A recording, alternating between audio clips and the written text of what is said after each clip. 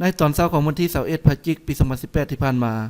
อยู่ที่สโมสรกองบัญชาการปกสแขวงไสสมบูรณ์ได้เปิดกองประชุมว่าด้วยการแต่งตั้งหน้าที่รับผิดชอบของคณะกรรมการต้านการค้ามนุษย์ด้วยการให้เกียรติเป็นประธานของทานพันเอกพิมพาทิถาวรคณะประจำพรรคแขวงเลขาคณะพรรคหลักฐานหัวหน้ากองบัญชาการปกสแขวง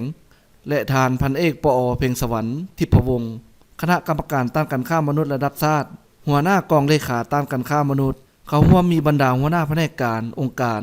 ต่างๆที่เกี่ยวข้องอยู่อ้อมข้างแขงเขาร่วมอย่างพร้อมเพรียงในกองประชุมท่านพันโททองดำไสบุญมีห้องตำรวจขึ้นพันบทรายงานต่อกองประชุมต่อกับการเคลื่อนไหวเวียกงานต้านและสกัดกั้นการค้ามนุษย์แม้นได้ปฏิบัติตามพระบทบาทที่ได้กำหนดไว้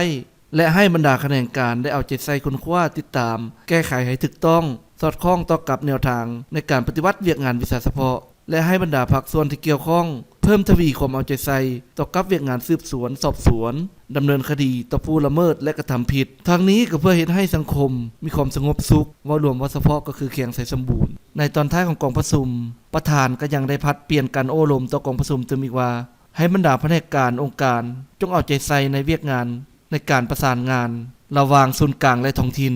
ให้มีความคล่องแคล่วและเฮ็ดให้ได้รับผลดียิ่งขึ้นเพิ่มทวีรับผิดชอบแขนงการของตนตั้งหน้าจัดตั้งพันขยายแนวทางนโยบายของพรรคระเบียบกฎหมายของรัฐในการสกัดกั้นและต้านการฆ่ามนุษย์ทางจัดตั้งปฏิบัติเวียกงานของตนตามระเบียบกฎหมายอย่างเคร่งครัดเด็ดขาดและยุติธรรม